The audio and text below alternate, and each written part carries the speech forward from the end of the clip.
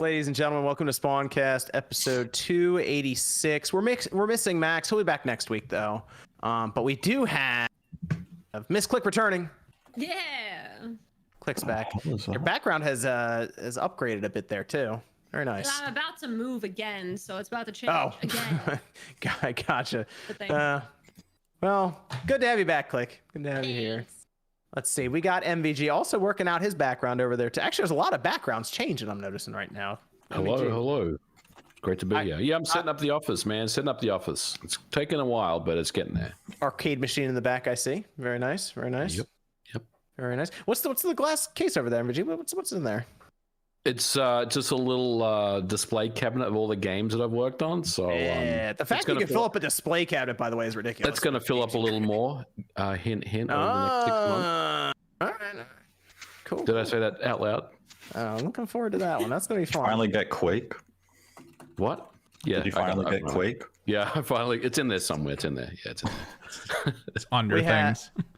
We got OJ Player Essence holding up the pre-show, and also a bit of a background change there too. I like it. I like the purple. Yeah, I'm getting some new stuff in there, working with someone, so we're buying some stuff. We're gonna make a lot of changes, so it's fun. Right, very nice. Pre-show was awesome. It was a lot of fun. I think we laughed throughout the whole thing, so it was good. Awesome stuff. We got Jordan Fringe. What's going on? Glad to be here. Good to have Jordan here. We have RGT85, Sean. Hello. We got after show tonight. Yeah, we'll run it for a little bit. Okay, cool. See the after show after we finish up here later on. We have Nate the Hate's here. Yes, I am. I'm having some funky chocolate chip cookies that my grandmother made, and I just sent my mother a text message asking what did she do to these cookies, and I'm awaiting an answer because they taste like licorice. Weed. Yeah, it sounds like. No, it's definitely not Like weed. float off halfway through the show. It's definitely not weed. It's just CBD oil. We're gonna get all the real my answers out of grandmother me. doesn't know what that stuff is, so He's gonna start banjo laughing. Yeah, that's what they all say. Then we I'm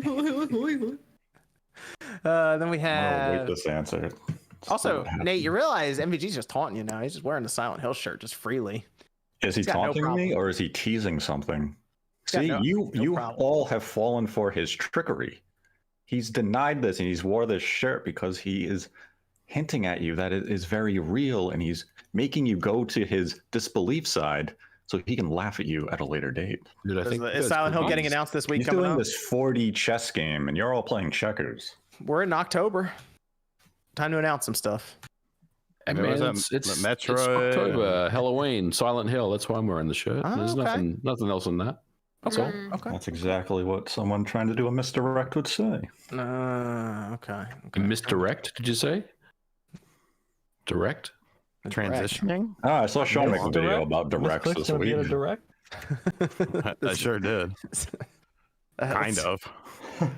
And we got Evan. Evan's here. He's back. My camera's back. weird You now noticed for some reason, but yeah. You noticed because there was a pre-card thing going on, so people were like, "Welcome back, Evan!" immediately. So good to have him here. Yep. Kind of here. Okay, he's back. There he is. Okay, good.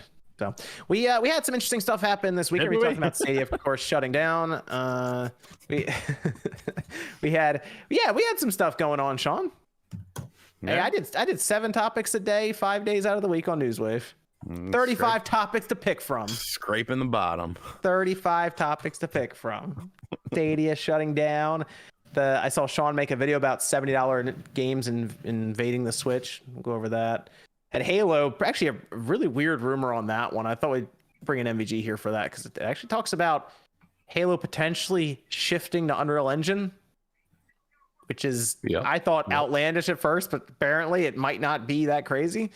And Sean everyone played Nier Automata except for me. Square, what are you doing? Just reach out to the guy. I'll work on nice. getting a key. All right, for Nier. I have to check it out. Although Sean's mind was blown. First time playing it. I really like this game a lot. Looking forward to hearing your review about Cobra Kai in 5 years and how good it is. Nah, I'm not watching that shit.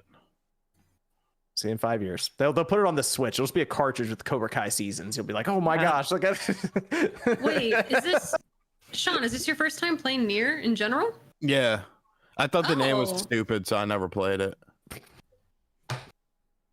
That was really the only reason. Sean, you know what else today is? It's October 1st. It is. And I believe under the terms and conditions of your bet made a year ago around this time, it is now over. You are officially the winner of the Metroid Dread 3 million.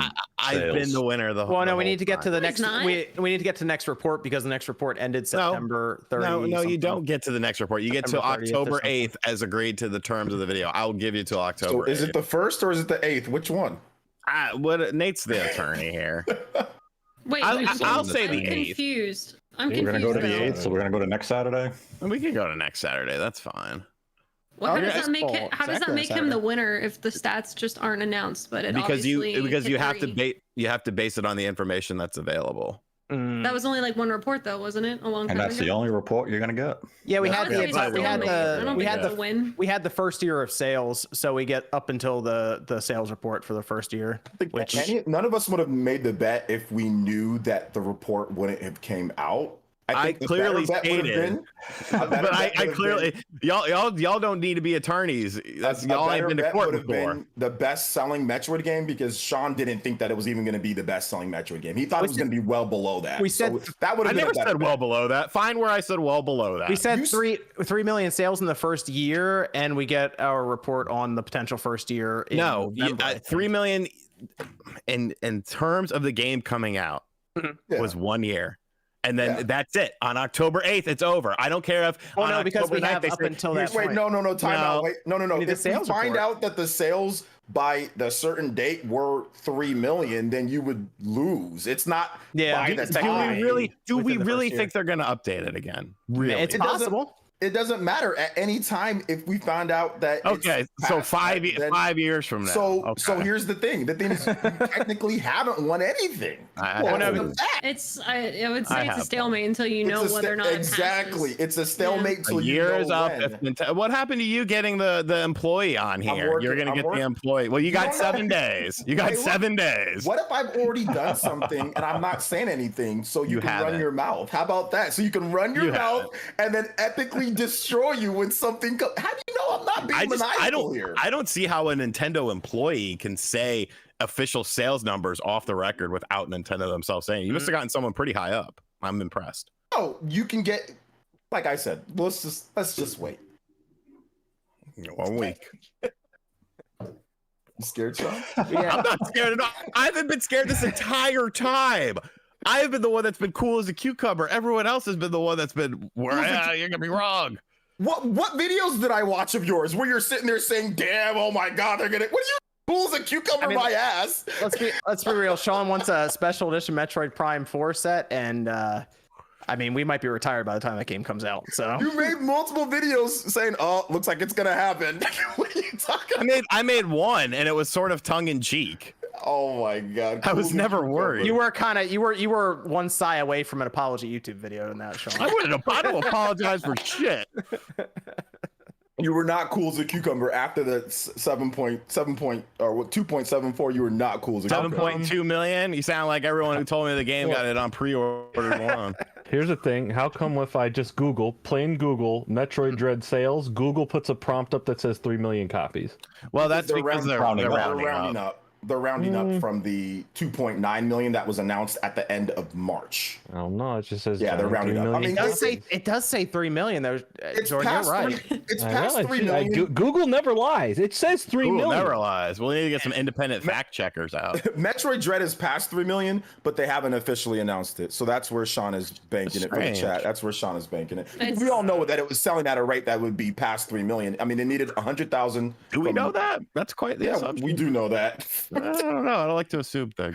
we do. Oh, what? You assumed that Metroid, what was it, Samus Returns was going to be the reason why that it wasn't going to sell? Did it just? I saw that. I watched that in your video, Sean. You're I very watched all your hurt videos. by this. You're very hurt by this. Go Why? I tweet. watched all your videos, Sean. I watched all your videos, Sean. You care more about this bet than I do. I can give a shit either. I'm gonna probably play Balan as a Christmas gift to everyone anyways, just because Yeah, okay. it's Is gonna that make why you money. got a crown and a Sure. scepter? Because I because I won, because within October 8th to October 8th, they're not going to announce that the game sold over 3 million. I was told by all these schmucks, it's going to sell 4 million. It's already sold 3 million on pre-orders, blah, blah, blah. And they were wrong. You keep on saying that. This would make a good topic for next week when we're actually at the 1 year mark. When I went, and then there's not going to be anything to talk about. There's nothing We're not to talk talking. about. Nothing's being talked about right now either, though. I'm not the one who brought this up. Nate brought it up. Yeah. Everyone forgot that Nate brought it Nate up. brought it up. I brought it up, and everyone else ran with it. See, that's, I'm not salty. I'm not salty at it though, because if you watch all of my videos beforehand, I said Metroid Dread was going to be easily the best-selling Metroid game very quickly, and it was. So no salt towards me. Whereas Sean's videos said, "Look at Metroid: Samus Returns. This is going to have a hard time selling anywhere near 3 million." That's what you said. I'm just going off your videos, my boy. I'm watching. You don't watch mine. I watch yours, and I'm bringing. I don't watch. What you're saying. You know whose whose I watch you know yours, whose and you said a lot videos of I dumb watch shit. on here? No one. I don't watch none of y'all's videos. Meanwhile, this I man don't on watch Twitter. none of y'all's stuff. Sean watches, Meanwhile, Sean this watches man my on videos. I know he does. Twitter. This dude I on know Twitter. Sean watches Maybe my if you watch my videos. videos. I watch none of y'all. So I'm simply bringing back all the dumb shit you said right now in this situation. That's it. Don't listen to him. Because I watch all your videos. I know Sean Sean. watches my They're videos. very good Don't let him videos. I fool actually you. really like watching your vids. I watched your Amico video today, Sean. That was a fun video. I actually quite liked it. You did a good job. Good investigative journalism. I was into it. Evan, do we have a Discord question over there? How much do you spend on video games each year? Depends on how much comes I out. don't know. Probably a lot. Do we want to limit that to just like video game cartridges or like video games I don't know, in it's probably a general? lot either like way. Shirts, random shit. Like it's all related, I guess. It's quite a few now at this point. 'Cause you just basically go through as many games as possible as they come out. I pick them up. Between me and my tax guy. Yeah, there you go. That's a good answer. I like it. It's great. It's Wait, you have a tax guy? it's a large number now name is compared Turbo. to 10 years ago, maybe. Turbo. You have another one, Evan? With Arcade One Up finally freeing up MVC2, how soon could we see a collection of that series on modern consoles? That'd be amazing, but I don't know. I feel like there was something special for that arcade, and like we might not see it continue. Yeah, maybe because it's going to be limited quantities. Like the amount of people who would buy it for $30, even on the PlayStation, Xbox, or Switch, compared to how many people are going to buy what is a $600 or $700 cabinet to put in their house somewhere, those aren't really comparable. So I'd like to think they could figure it out and get it revived on systems, even if it's just MVC2, just to re-release it. But who knows? Hey, maybe Limited Run could make something happen. That'd be cool. I would buy that if Limited Run did an actual like physical release of it. I would pick that up. That'd be interesting. Thanks, MVG. You have another one? You have another one, Evan? If you had to renew for another year of PS Plus tomorrow, which tier would you get? Extra. I would not get premium. I wouldn't get premium either. None of them. Oh, extra's been pretty good though. They dropped Deathloop in there. They have a pretty good like if you're someone who just bought a PS5 and you're already going to get the essentials at 60, I would say it's worth upgrading to an extra 40 and just seeing what's there and trying some stuff out and kind of go at that point. Because like Demon Souls, that's still a $70 game. Returnal still 70. Ghost of Tsushima Director's Cut, Death Stranding, those are all on there. So I think it's throw 40 at it and try them out and see what you think. So, but premium, they haven't done enough to me anyway to sell people on it. They kind of forgot about it, even though apparently there's stuff happening. We'll see. Let's start up with Google Stadia, which is shutting down. I know it surprised everyone when they announced this. It's shutting down third week of January. And what's going to happen is if you have made any purchases when it comes to software or hardware, you will get refunds. They're going to try to process them automatically through the Google Play Store, because we had to go through the Play Store to buy the starter kit that came with the controller and the Chromecast Ultra and those things. So they're just going to, I guess, refund it back to whatever account or card you used. And any of the games will also be refunded because they will not be accessible anymore. And in fact, developers have kind of started to scramble a bit to try to figure out how to get ownership of games even, but really save files. If you have Destiny 2, the cross-play progression stuff, to my knowledge, doesn't work. So like your character that you may have been one of, they had like 5,000 people playing at one point on Stadia. You may be one of those people who has 100 some odd hours in it and your character is stuck on Google Stadia right now. So I don't think anyone's necessarily surprised because they shut down their first party studios. And to me, at that point, they were halfway out the door. But what do we think? Google Stadia gone January. What happened to Guilt? That's a good question. That's the only game I would care about. Yeah. I want to see that come to modern, like other platforms now, because that was from a good development studio. It was well received when it did launch on It's a good Stadia. game. It's a good game. Give it a chance to actually get to a user base and make some money. Well, it's interesting because, like, obviously they must have signed some exclusivity deal to put it on Stadia, right? So now you would think that, given what's happened, that contract is null and void, or is fast becoming null and void. So they should have the opportunity now to bring it to other platforms. That's with Tequila Works. They did Rhyme, right? Yes. Is that the same person? Yep. Yeah, same. Yeah. That be game was shocked if- terrible on the Switch. They What, should be Rhyme? ashamed. Oh. Shit. I wouldn't be It was shocked. bad on Switch. I wouldn't be shocked if Guilt found its way to another platform. They might even try to push that to. You think they might try to just push Oh, it that looks to like- mobile? Tequila someone's- Works has already tweeted out that they're porting it. Oh, Yeah, someone, there you go. Someone in the chat mentioned it. So there you go. Yeah. Oh, good. That's good to Yeah, hear. The only game I cared about. I assume there were developers who were creating games now. Like there was one that said a week ago or something was like, look out for October 1st, big announcement coming. Well, that's Like, what you get for developing for Google Stadia. You could, like, I don't understand. Unless they started the game when Stadia was first I have a feeling announced. they did. They probably did. Well, still, you should have seen the writing on the wall when the reaction was the way it was.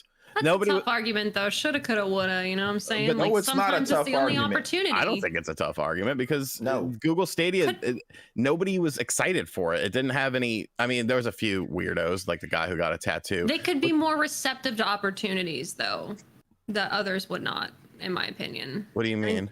But Sean, you look Google at what Stadia Google was- was. You look at what Google was promising, though. If you're a developer and you realize there's going to be limited supply of games on that platform initially, and if you start developing, you may show up on a successful platform that's integrated with YouTube and phones and Android and all this stuff. That's a pretty large user base. You No, but I mean, if it it's also taking quite a big risk. I would rather go with something that's already an established company and an established. well, the console other or word something. was that developer like revenue was actually really good on Stadia. I don't know what the split was, but apparently it was like sizably better than Here's Nintendo, Xbox. Here's or the issue, though. PlayStation. They hire a bunch of people who are definitely frauds. Like Phil Harris, that dude, he's been a fraud for a long time, sinking stuff over and over. You can't see, Google is a company that has a track record of being fraudulent, of ditching things over and over constantly, but then say, how did we see this coming? What the hell? What do you mean? Google been doing this? Yeah, I was a little surprised on that. Yeah. Google been being fraudulent. Phil Harrison's fraudulent. They've been doing all that. So I don't see how you couldn't see that it was coming when Google has a track record in history of dumping stuff, of not investing, of not listening to what anything gamers wanted. The CEO comes out and says, man, I don't even play video games, but we want your money. Like, what? Yeah. Come on, man. Like, Google, they're fraudulent. They've always been. They always dump stuff out, and I don't have any sympathy because you're chasing, oh, well, the revenue splits. Okay, well, you should have had a backup plan because you know this company does this. So I feel for the developers, but not for anybody that decide I'm going to go all in on Google Stadia. What the, on something imaginary? Unless It's not even real. It's not even real hardware. There's nothing there. They're refunding everything because it doesn't exist. Nothing will exist. They have hardware, it just was in their data center. It never left the data center at all. It doesn't exist. It doesn't exist, John. It's going to be you get refunded on everything. It won't work. Cloud gaming doesn't. It's not real. Their whole service, you can't download anything. It's not like Steam where you can get a digital, download and keep it backup or whatever, or like Xbox or PlayStation or Nintendo. It's not like xCloud where it's an optional thing. The service wasn't real, and that's what people were saying. Did you guys have those weird Stadia people coming after you when you said stuff like that? yes. For a little Yeah. while, and then You they have people just coming gave after up. you? Yeah, of course. People come after me every day. Oh, I'm not. I wasn't asking you. I was asking Spawn. Yeah, for a little while. But then they took me in as one of their own, as a Stadia fanboy, and then I sabotaged it from the inside out. So there you Oh, go. the You're turncoat. welcome. You're welcome, internet. We lied to him. So I love Sean's video on the Rip Bozo video because it was like said everything that like the truth because they're being bozos. It was. I mean, unless they were getting paid to put their game on Stadia, I don't understand why they would only good news. put their game on Stadia. They were. Some did get paid. They were getting, they were. They were getting millions of dollars No, to not- put their not games the- on the service. Not So the there indie you go. developers. Well, then you need Because to be one of the things that smarter. was floated, apparently, I saw Steven Totillo from Axios mention Yeah, this. Red that- Dead Redemption, those big games were all financed by Google to go to the Those, platform.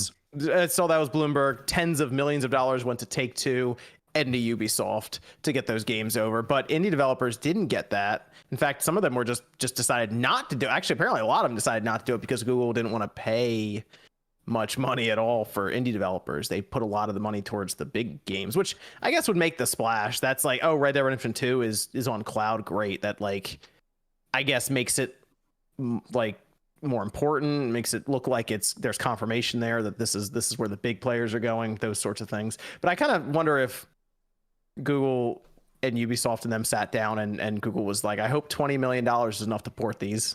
And they're like, yeah, that's exactly how much it costs. Good job. And they just took that Those money. companies were smart. Ubisoft, whoever got the money out of that's smart, but that wasn't their only option. What I was saying was with what the what people buying into this stuff. Yeah, you're gonna get your refund, but at any moment it could be gone because it's cloud. There's no backup. So That's the biggest thing is people realize now, and it's interesting because this might have, I feel like it could have, all right, so there's an argument to be made here either way, if this hurt the perception or the idea of cloud gaming in the future with Google unable to do it. And No. you don't think it does, really? I feel like the next company that has to come forward to try to start this up has to have clear set rules where they're like, look, if this does go down, these are all the things in place for you to get these things like save files and stuff like that out for other possible platforms. Because that was kind of the big huge thing. Elephant. Yeah. Right. Because that was the big thing with Steam, because they had to talk to people because they were people were going over the idea of Steam shutting down. They were like, look, if it happens, we would announce it years prior. We would make it so that you could download whole games off of our servers beforehand and just keep them. They were going over all this stuff. So it's going to happen the same way with cloud gaming going forward, I think. And also, I think it depends on how you want to view cloud gaming. If we're talking about another initiative that just mirrors what Google did with Stadia one-to-one, it's probably not going to find success. If you're looking towards something that Microsoft is doing now with cloud gaming on the Xbox ecosystem, it's a whole different matter because you can use the cloud to play the games you own. So it's going to be how they're actually utilizing cloud moving forward. Go ahead, click. Oh, no, I mean, I'm just gonna kind of what Evan was saying. You have to address the elephants in the room, kind of thing. And if anything, maybe marketing, kind of throwing shade, I guess, at previous history probably would serve well as well. But I would like to think that, obviously, the majority probably not, because people tend to just buy into things without doing research. But hopefully, I think there are going to be a lot of consumers. This is going to affect their opinion on cloud gaming. Because they're like, we've been burned once, I fool me twice, shame on me, kind of thing. You know what I mean? So maybe not for all, but for a lot of people, it is going to sting a little bit. So, and they have a right to feel the sting. They have a right to be cautious. That's the part of being an evolving, growing consumer, of just because this is supposed to be the future sometime later on doesn't mean that needs to be my future right now. Yeah, I think that, you'd have to look at this and say, okay, maybe we should reevaluate the potential future for cloud gaming. But man, Google was so incompetent the entire way through, from announcement to closure. It's just been astounding amounts of incompetence. So because they don't have individuals who know this industry. They are a company who has a lot of money, who they like to take risks on ventures where they have some passion. But then when they launch the product, we didn't even get all the features that they had highlighted back before Stadia launched, where they were promising all this integration. They had ideas, but they didn't know how to actually bring those ideas to reality. And once they lose the passion on the project and they realize maybe we bit off more than we can chew, they abandon it. And back when this was originally launching, the majority of the panel said, if this lasts 2 to 3 years, it'd be surprising. And midnight struck. It was about 3 years and it's over. Do you think even if they did incorporate or build all those features, the result would have been any different? No, I don't think so. I don't think it would have been any different. And the problem with Stadia, when we're really viewing it from a discussion point, is the flaw wasn't the technology. They have fantastic That was good. technology. Yeah, it's the I think it's the platform best. itself that's Best streaming. unappealing. Yeah. But Okay, Well- wait a minute. Let's back up for a sec. So on Live, remember that came out in Yeah. like 2010, right? Mhm. And everyone was saying, well, the technology is really awesome. You know, this is the future, but like we're not ready for this shit. Like home internet isn't prepared for this, you know. We're still It's there. been 12 years. It's been 12 years since OnLive. Why are these cloud services still failing one at a time? There's no guarantee that xCloud's going to be a slam dunk for Microsoft. I mean, right now things seem to be going well, but in 2 years from now, what if they turn around and say, it's not really what we're into? Game Pass is the future, you know? So what is the thing about cloud gaming that's always been such a hurdle or a stumbling block for so many consumers out there? Because it's been 12 years and we're still seeing this happen. I think it comes down to the partially ownership. And I think that's where Microsoft separates itself from these prior cloud initiatives, is that they're using it as a companion piece. It's not the primary platform. It's something that you're using with Game Pass. So you can buy the Logitech Cloud Portable and you can play some of your Game Pass games or your other Xbox owned games via that service. It's not the only thing we saw with OnLive and Stadia. If cloud can be utilized as a rental service or just as a companion, kind of similar to what we have with Xbox and even the Switch to a certain extent, but we don't have native versions of those cloud games. That's where I can see cloud having some utilization for the market in gaming, is that you want to check out a game really quick. So you go on the cloud version, you play it for an hour. Sean played Deathloop via the cloud, just so you can see what the game's all about instead of downloading it. But now you could play it and say, you know, I really like this. I'm going to download the full game. That's where cloud can be beneficial to the user, but Stadia, in being a pure cloud platform, just wasn't appealing to a market who wants to own, be it physical or digital goods. Yeah, because we did talk about it being pretty good for event-based demos for the public to experience that makes when sense. they were announced. Yeah, then they can control it. There won't be any data mining, all that kind of stuff. Yep. I think the problem with cloud gaming right now is they're who are they targeting with cloud gaming? Because it's not us. Like it's not Casuals. anyone who's it's not anyone who's buying the 4K TV, audience. who's playing stuff offline, those things, right? You're saying, MG, it's the casual audience, the audience that doesn't normally play video games. With a good internet connection and no data caps, yes. Well, my problem is you still need something like a controller to play these games. You still have to think in your mind, like, okay, I need to get a control. I need an Xbox, PlayStation. I need some kind of gaming peripheral to play this. And until we get to a point where they can just eliminate the controller completely and it's still the same experience, They I don't tried really know that with Kinect and that failed as well. I mean, I don't really know how this would work. Like, I feel like they want cloud gaming to be for a casual audience that doesn't game right now, but they don't know how to get them through that home stretch where a controller is still required. They're trying to touch buttons on their phone, and it's not great still. So that's the hurdle. They got to figure out how to get past that, and I don't know if they will. So maybe we do get to a position where they realize that the market just rejects cloud gaming, and we don't go that route.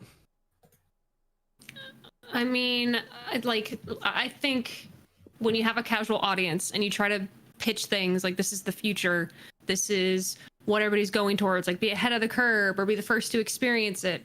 I mean, technically, when you think about it, things like Netflix, that's what they did. And people were like, at first, it's like, you had to, mail things in, and then you had Redbox with the actual physical locations you still went to. And Netflix is just like, oh, we're going to do away with all of it. And it's going to be super convenient. You don't have to store all of these DVDs or VHSs or freaking Laserdisc. You don't have to have any of that anymore. Like you just, it's on your screen.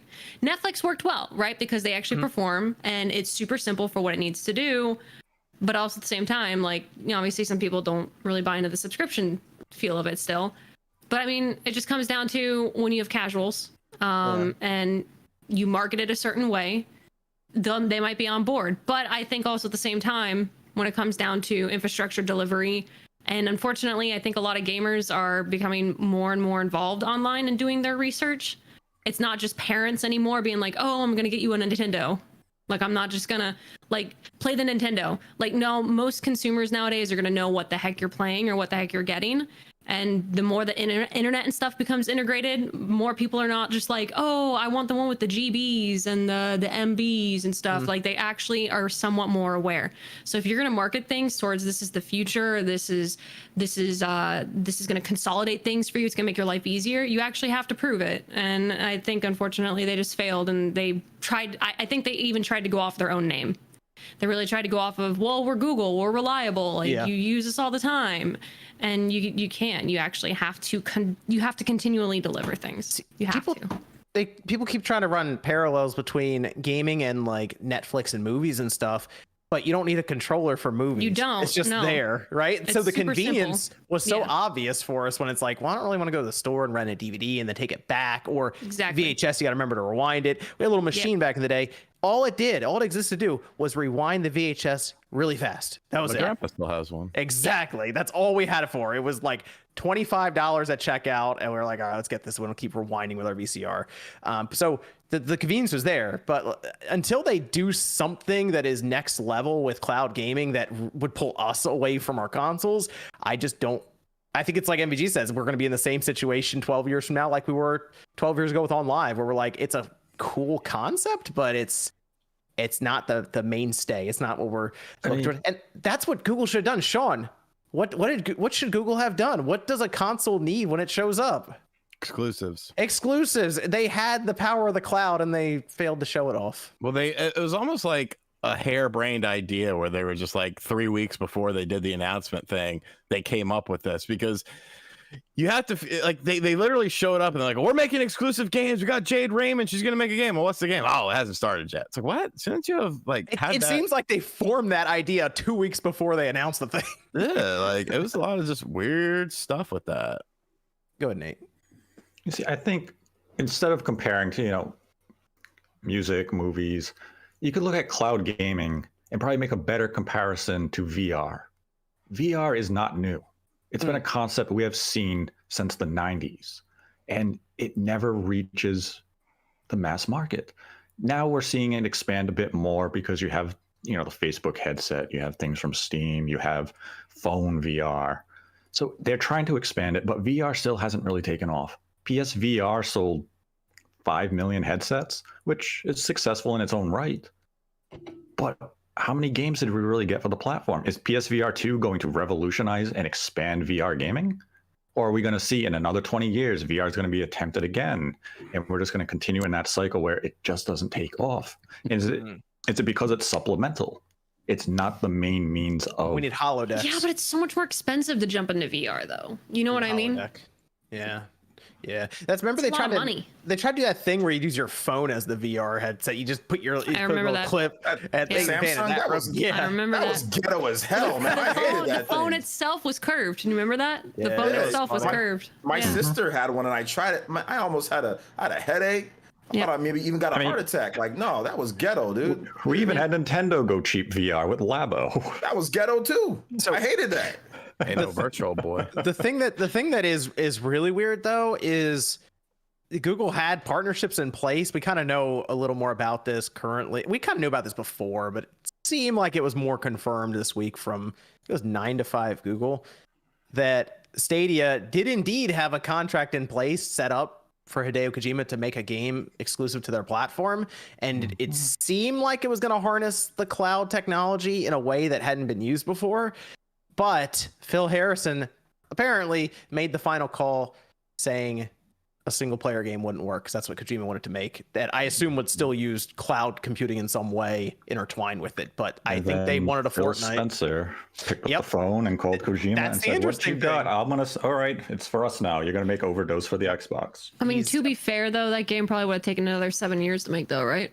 That's the thing. I feel like Google thought it takes 2 years to make a game or something like that is what it was. And he was like, it's going to take me 4 years. And you're like, what?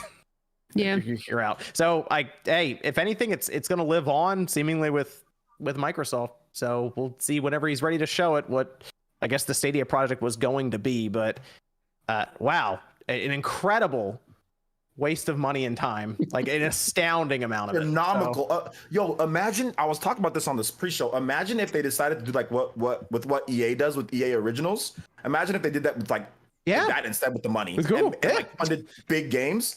Yo, that would have been lit. And like, imagine if like you could integrate it with like YouTube and like they had features built into the games that way, instead of being bums and being like, I'm telling you, Phil Harrison, he always thinks that he's smarter than everyone. I think that's the reason they get these people that think that they're smarter than everyone, because they're Google and they have tons of money and, oh, we need to own everything. And that's why they think they can do stuff like this, but they're not going to get away with it. They never do. Like Google never does. They think just because they have a lot of money, they can make ideas just be Hundreds successful. of millions of dollars wasted. So much money wasted for nothing. We could have had so many dope games under like a Google publishing, but they don't want to work underneath Nintendo, Microsoft, and Sony, right? They don't. Oh, how dare them? Like, we can't make games for like those systems. Like, no, we're Google. You know. So I don't know. I feel that there was a better way for them to break into and connect with gamers, and this wasn't it. And people were telling them this wasn't it. Like, it's not like they weren't getting feedback on the fly. They refused to make it to where you can download the games. They refused to do it. So they were saying, no, we know more. We have the people in place. Okay. You also got nobody there now, you know. They should have gotten Tommy Tallarico involved. Then it would have been successful. All the people that were investing into fraudulent people were also trying to kind of, some of the people were investing into Stadia too and trying to, you know, and I ain't going to name any names, but some of them were like, oh yeah, in television and Stadia, taking multiple L's. So interesting. Evan, we have a Discord question over there. When do you think we will stop getting last gen support? Oh my gosh. 2024. It's probably going to be, as crazy as it sounds, it probably will be. 1 more year. 2 or 3 more years. 24 at the latest, I feel like. I think we might still see some PS4 games like 3 or 4 years from now. I think we might. I think it depends on which titles we're talking about. Like Just Dance. Like Japanese games. Yeah, I think we're gonna see some Japanese PS4 games. I think like 3 or 4 years from now. I think the bigger names will switch first, and then I'll kind of usher in everybody else. Yeah, the Western developers will probably move on quicker, but I think a lot of the Japanese developers might just stick back because of the issues, you know.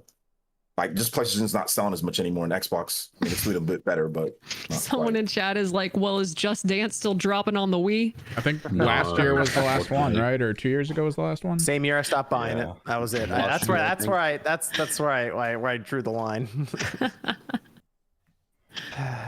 Let's talk about the $70 Switch game. It's hilarious, by the way. They have no faith. Videos were popping up everywhere about this because it was so funny. Skyrim Anniversary Collection is Anniversary Edition, $70 on the Switch. $70 for Skyrim, because the regular one is still $60, which is amazing. But it went viral online. People were just making videos all over the place about this title showing. It's just shadow drop, by the way. They didn't want to put any advertising out about it. Nope, here it is. $69.99. They saw the Skyward Sword commentary. $69.99. Yeah, really. And Sean, you made a video about $70 games invading the Switch. Wrong game I picked, but yeah, you know, it's always bound to happen. Somebody's gonna try it. If they had any faith in that game, they would have announced it. There would have been a run up to it, but no, they had no faith in it, which is why they did it for $70. People are already saying that there's problems with it out the ass, with frame rate issues, this, that, and the other.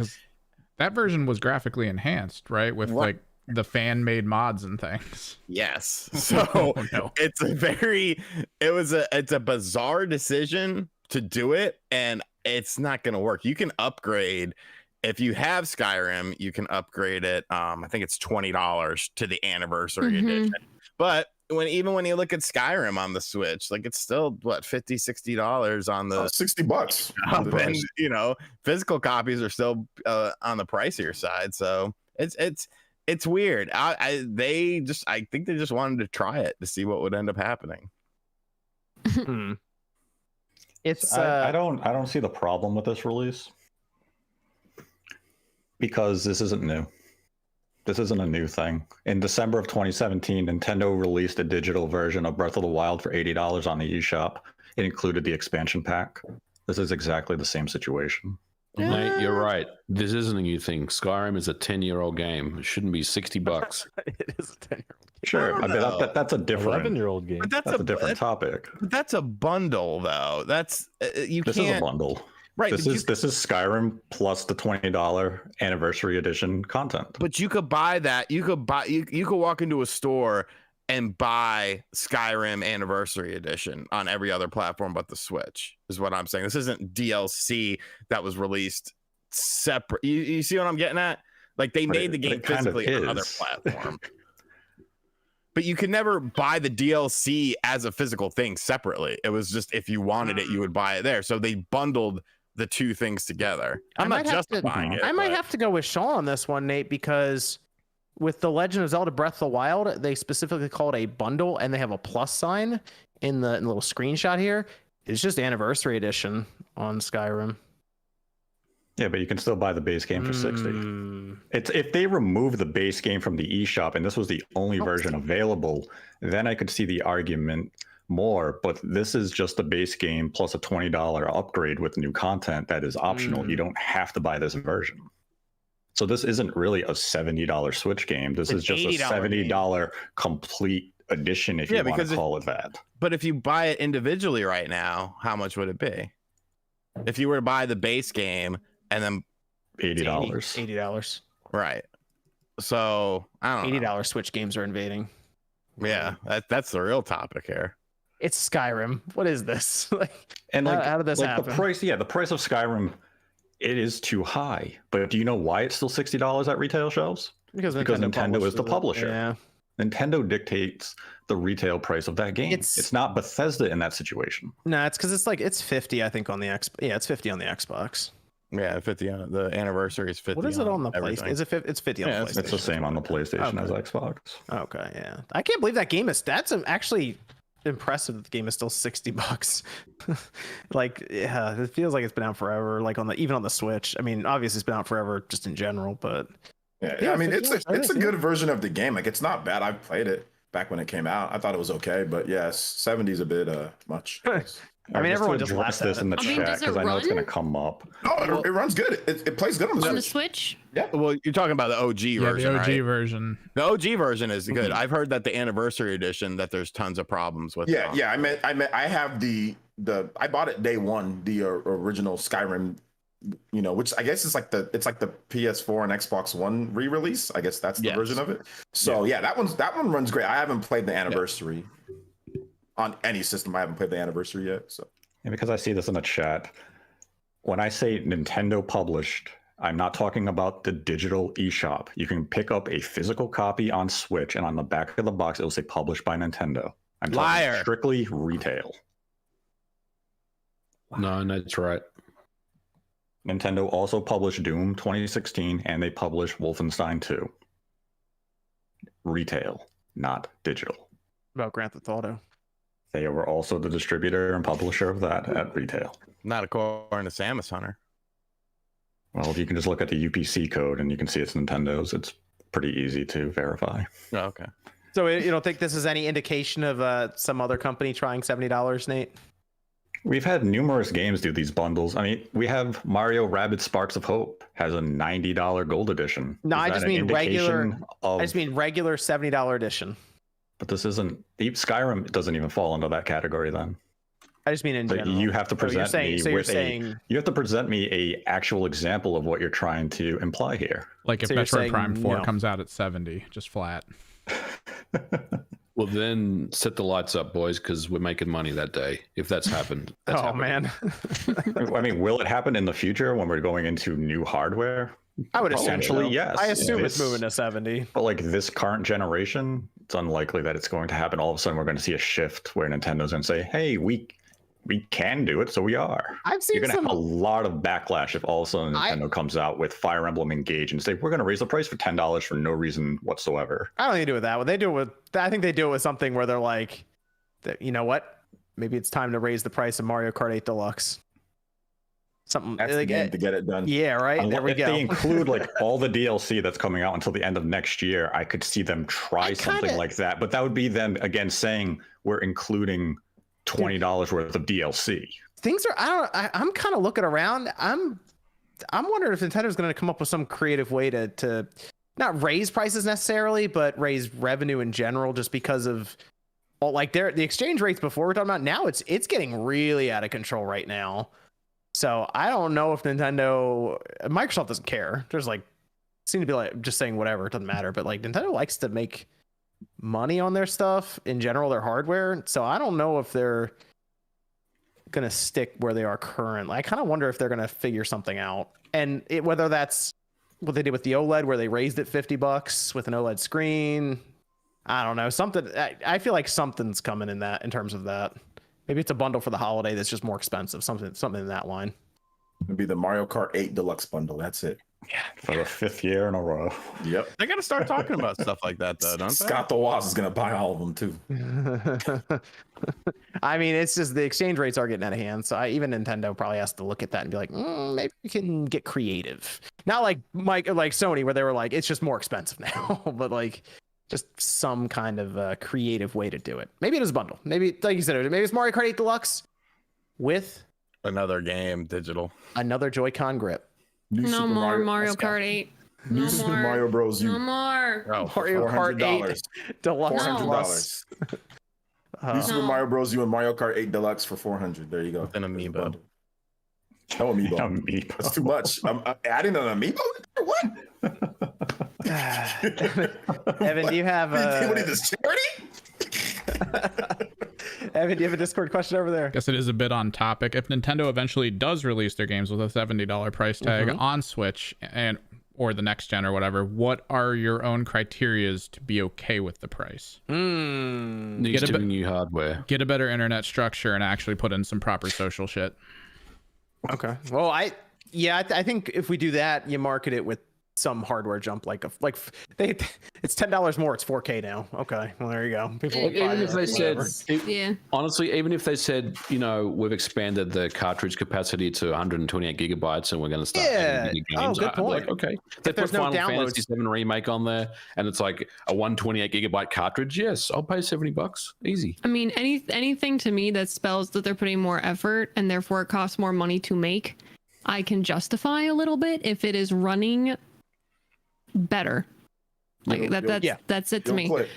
I'm not gonna come out here and be like, yo, I don't like this series, so therefore it's not worth it to me, because again, what some people with freaking Xenoblade Chronicles 2 might like, and it's not worth it to me. I'm not gonna be like that. Don't you like P and Dookie bombs, Click? Isn't that like that's the great thing about the games that you like? P and Dookie bombs? Yeah. Bro. If I finish Xenoblade Chronicles, how about Princess Beach? Hold on, chat. Hold on. Chat. Is Princess Beach cool? Chat. Listen, this is a new thing right here. Ready? If I finish Xenoblade Chronicles 2, right, without pulling out all my eyebrow hairs before if I finish Xenoblade Chronicles 2 and OJ does not finish Death Stranding, he literally cannot bash that game anymore, because I finished and suffered through the game and he did not. So yeah, Death Stranding's a little over 40 hours, I think. Take notes. Suffered through the I want to see you lobbing those P and Dookie bombs, man. I want to see you just spraying all over the blood bag part yet? Them blood bag is Xenoblade awesome. Chronicles is the worst game ever, but P and Dookie bombs are great. Okay, listen, I learn something new every single day. I told Chad today on my stream, because I also stream before Spawncast, but it's fine. That I would rather set up wax with the franchise off. Click, okay? We'll get you the franchisee Spawncast pre-show. Yeah, you could be the Twitch representative. The real. Listen, I would rather wax off my own eyebrows than sit through another cutscene with Zeke of Xenoblade Chronicles 2. Honestly, Zeke's getting it. Jeez. I rather actually walk outside than go in Death Stranding and fucking walk for 10 hours. I like shit. You walk in Xenoblade Chronicles 2 as well. What do you mean that doesn't even At least there's tons of enemies to fight, and there's mechanics to build. If MVG, I have a question. Stranding's Dookie, you just walking around the whole time. You peeing and pooping and throwing bombs. I'm hearing a lot of this. I'm hearing a lot of this. I feel like I've seen a lot of this. There's more people on this. Beach is coming, guys. Don't worry. There's more people on this podcast who beat Death Stranding than Xenoblade. Now I think about it. Xenoblade Chronicles 2. Nate, what's your I question? don't know. Maybe. So you bring up Yeah, right here, right? I think there is. Nate beat Death Stranding. MVG beat Death Stranding. I beat it. Jordan beat it. No. Click beat it. Sorry that you guys beat the game. You guys It was beat a little over 40 hours game. long. Like You know what a game I didn't third of the go game through? to play. A very I'd mid rather game. replay Death Stranding than Xenoblade Chronicles 2. What? Nate, what was your question? But yes, my question to you, because you bring up an interesting point with if they expand the game card side, that you'd be willing to, spend $70 as long as the full Absolutely game was on it. Yes. Now, like you used 128 just as an example. But let's say they did expand to 64, 128, 256. Would you embrace the idea of going back to the N64 or even Super NES style of pricing where it will fluctuate pending the game card size? So we could theoretically see a $90 game, a $100 game if it's using that higher end. Yes, I would. I would embrace that. Yep, absolutely. If you spent more money manufacturing cartridges because you had to spend more to purchase them, yeah. That makes sense. Yeah. But what If it's the all in the digital cartridge, what if the digital yeah. version of it was always 60 regardless? If it's all in the cartridge, to me, we're already heading towards that digital future. So you kind of have to pay a premium as it is for physical copies. I think in the future, because there's be less produced. Yeah, that's fine. If that's the way it is. Chicken It sandwich? is something that we grew up having to do. That's how games were structured. This was using a different cart. This had Okay, people a bring death this up ship all the in it. time. We're just Chrono gonna, Trigger was like $80 when we're it gonna launched. we're gonna knock this out real quick. People bring this up all the time. Whenever I talk about $70 games in any way, people go, "Do you know how much 64 games cost? Do you know how much Super Nintendo games cost?" Yeah. Yes, They were a because there was actual circuitry and boards that you bought, not Yeah, just like- a Blu-ray disc that cost 10 Right, like cents. Killer Instinct Gold, I think was $80 when it launched on the N64. Wayne Do you know how much Gretzky 3D Samurai hockey, Showdown cost on the 75. Neo Geo? $300. Neo Geos are actually the whole board though for the fighting game stuff or the arcade games, which is ridiculous. So I mean, Unless- it unless would be an people can interesting tell idea me- if we saw that happen again, though. Unless people could tell me, well, like a DSP1 chip, an SDD1 chip, or an SA1 or a Super FX chip do, or what they are, or what games they're in. Look at Believe me when I tell you that the games back then cost that much because they cost that much. look at Virtua Racing Not on that the exact much, but Yeah. Virtua Racing Genesis. Sega Genesis with the SVP chip. That was $100. yes. Yep. Yep. Then people compare them. It's not 1-to-1 because we have 10-cent Blu-rays versus cartridges that probably cost upwards of $20 to manufacture in times. It was crazy back then. So not the same. Go on. I would pay more though, Nate, if it meant we had full ownership of it. Yeah, I think We it's just- just an interesting proposition that you should entertain. That if Nintendo does go like this multitude of chip sizes, that would increase the cost. Would you be willing to spend, $10, $20 depending on the card being used over the MSRP? Okay, so if they drop Final Fantasy VII Remake on the Switch and they put it was a 64 gig cart and it was $70, would you jump on board? I would. As long as the port was good. That's the question here. Is the game good? Is it I 10 mean, FPS? We'll assume it's parity with like The the market PS4 version. Just, oh yeah, okay. Oh, Just for the because sake we of the would discussion. for the next gen. We'll say next. Yeah, gen, just as like a whatever. base level. Yeah. 'Cause- So like, yeah, as long as it's a quality release, yeah, I'd be willing to do that. Even if they had to go a bigger size and the game costs $80, I would entertain that as a possibility due to the reality that the game cards do cost the publisher more money due to licensing and all those other factors. So, I mean, I think it's something that it's unlikely to happen that we would ever see this in terms of game pricing go forward, but it's not a bad idea to think the entertain market's just for kinda- discussion. I think the market's kind of accepting $70 though now. They accepted it almost immediately. But once like the new now, generation especially, started. dude, even on PC, Call of Duty top the sale starts on Steam at $70. Dude, they can charge That's the 100 and biggest it'll games, still though, sell. right? NBA, will they accept that for basketball, Madden was number one in the MPDs. Yeah, but those are like the biggest, most popular games. I mean, what if, like, for example, what's the new Yeah, what EA if Wild Hearts? Shovel Knight comes out for 70? So let me ask Is you this. Wild Hearts 70? Let me ask you this. But I feel like just because a game like, for example, the sports games are considered the biggest title, I think people consider them still mid. So like if you have a game like Wild Hearts come out, people are. I feel like a lot of people are going to majority feel like there is a lot more weight to that title than something as casual as a sports game. So even though it's the most popular and it makes sense because people are going to buy it regardless, a lot of people are going to say like, well, if this game being mid can be 70, then this one that has actual content, like original new content that's just not a yearly update, can surely be the same price. Well, Like I feel like just because it still sells have a lot doesn't necessarily equate to content. we still have that $40 or $50 tier in there, so like you can still price your game there. But Nintendo, let's say Nintendo puts Breath of the Wild 2 out at $70. Do people just not buy it then? Yeah, people will buy that. Oh, people will buy that. That's yeah, because it's that's what I mean. That's what I'm saying. Like, I guess it's going to be the quality of the game. I mean, they're not just going to buy anything for 70, whatever Nintendo puts out. Like, I don't think anyone's just going to like Swallow. I don't think You gotta anyone's remember, going to buy it.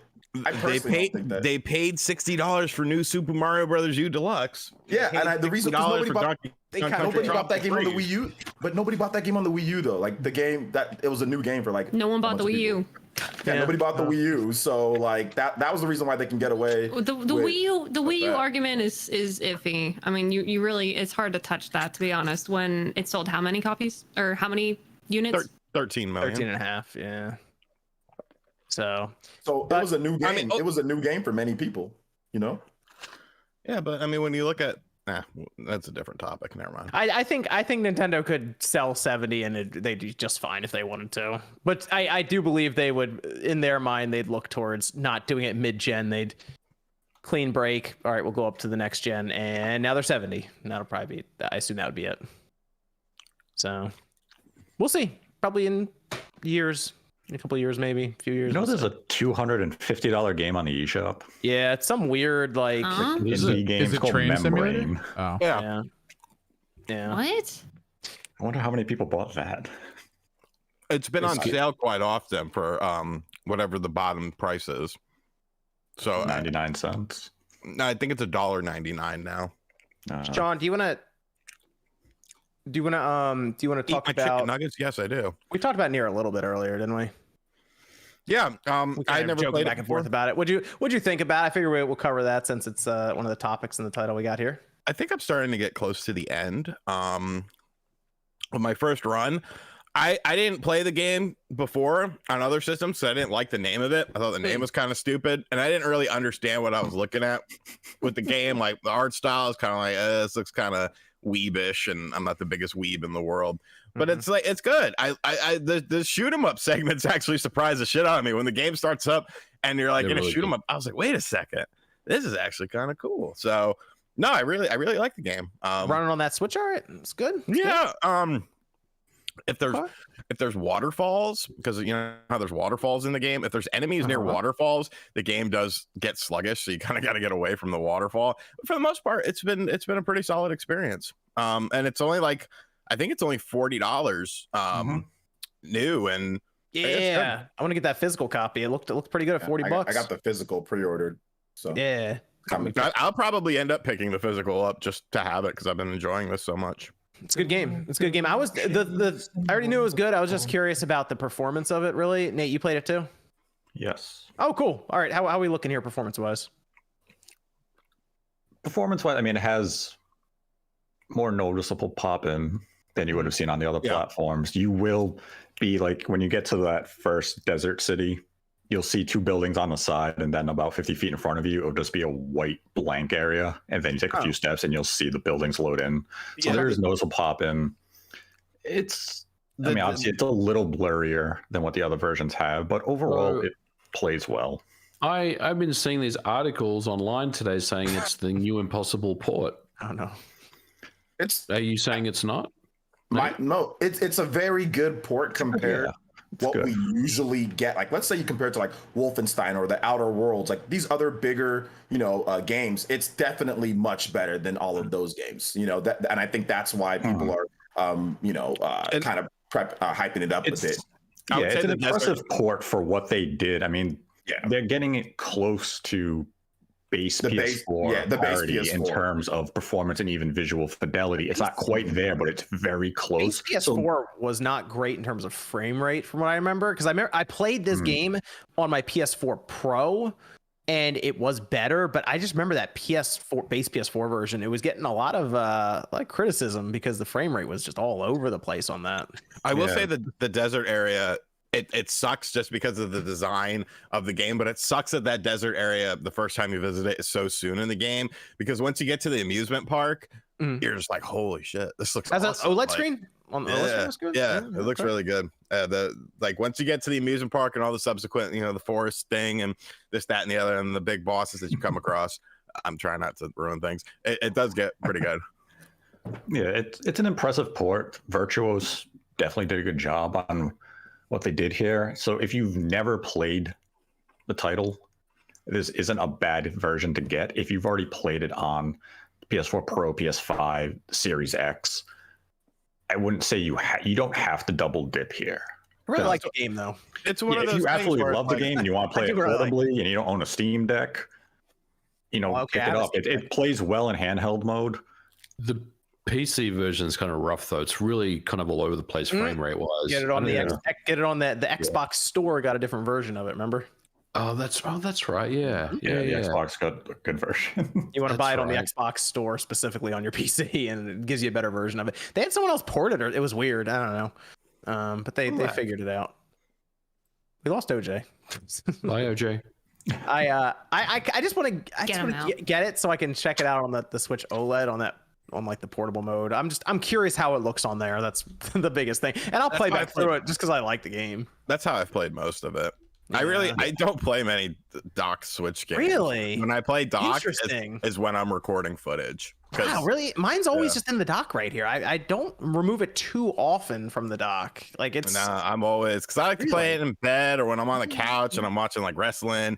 I got something on the TV in the background going on, just kind of getting into it. Yeah. No, I was gonna capture some undocked footage, but where's the video? Where's the direct feed games video? The HDMI out that's on the board that connects so I can get the signal, the USB port snapped off the card. Oh no! Nice. So I can't do it. I've been trying to find the chip. The footage. To see if I can solder it back on, but I can't find the exact chip that they used. Jeez. There it is. I plugged it in. I was like, okay, and it wasn't detecting right, so I went to go pull it out, and it just ripped the whole USB port out of it. I was like, oh, that's the end of that Switch. I mean, the Switch works. I just can't do any undocked capture until I find a chip replacement. It's out. What is it out this week coming up? The 4th? The 8th. I mean, 6th. 6. We were all over the place with that one. Okay, on the 6th. That's Thursday. Interesting. All right. Well, yeah, it's a quality port. You're not gonna regret spending $40 if you haven't played the game again, or if you want to revisit it in handheld mode. And if you want to see footage of the Switch version, I do have a video up on my channel. So Nier Automata is out at $40, and Skyrim Anniversary is almost twice that. Just making sure we have that established. Okay. Evan, we have a Discord question over there. Can you claim PS Plus essential games without having a PS5? Or I guess any PlayStation system at that point. Yes, because it works on the PlayStation 4, doesn't it? Yeah, but let's say you don't. The essential games were the ones they gave PS5 owners, right? Yeah. Oh no, they had the extra one, and then they had Essentials is that $60 tier. But if you're thinking about the ones that you get for the PS5 specifically, if you have a PS5 and you have PlayStation Plus, you need a PS5 to do that, because one person got in trouble because they were selling access to their PS5 to share, and they would sell it on eBay. You'd give them $10 to log in basically and claim all the stuff for your account, and then they cut your account back off. So That's actually pretty funny. Yeah, you do need a PS5 to do that. But I feel like you can claim the basic essential stuff that they give you each month. I thought you can claim it on the app, the website, or the app. Yeah. I thought it was one of two. Yeah, everyone in chat saying you may as well grab the app anyway, because the PlayStation Stars stuff is up this week. So go do that. What was that? Sean laughing at PlayStation Stars. That stuff's corny. What, the trophies and the digital trophy and collectibles and stuff? Customer service. You want the customer service? You better be playing your fucking games. Then you gotta buy the games. Yeah. 4 of them. Let me go to super chats here. Anna says, I sleep better at night knowing that Stadia will shut down. There you go. Sam. Damn. Happy for you. Wow. Frank says, is Batman Arkham Collection still coming to the Switch? Yes. It doesn't matter for Sean anymore. He'll have a Steam Deck this week. Wednesday. I'll still play it when it comes to Switch.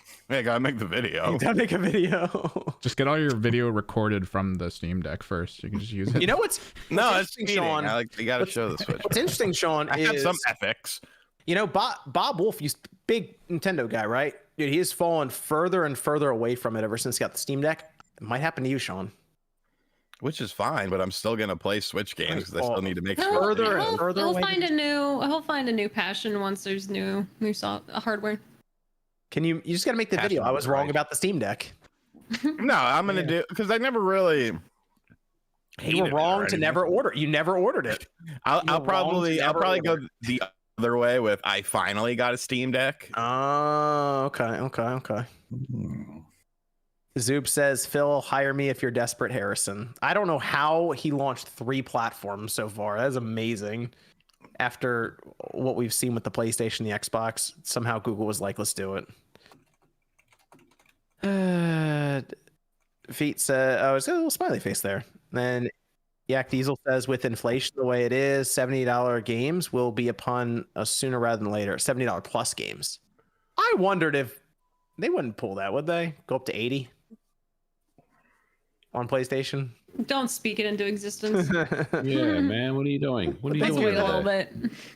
Well, I mean, these have been like all cross-gen games. Then you got like Ratchet and Clank and like Returnal. When they do Last of Us Part 3 and it's $80.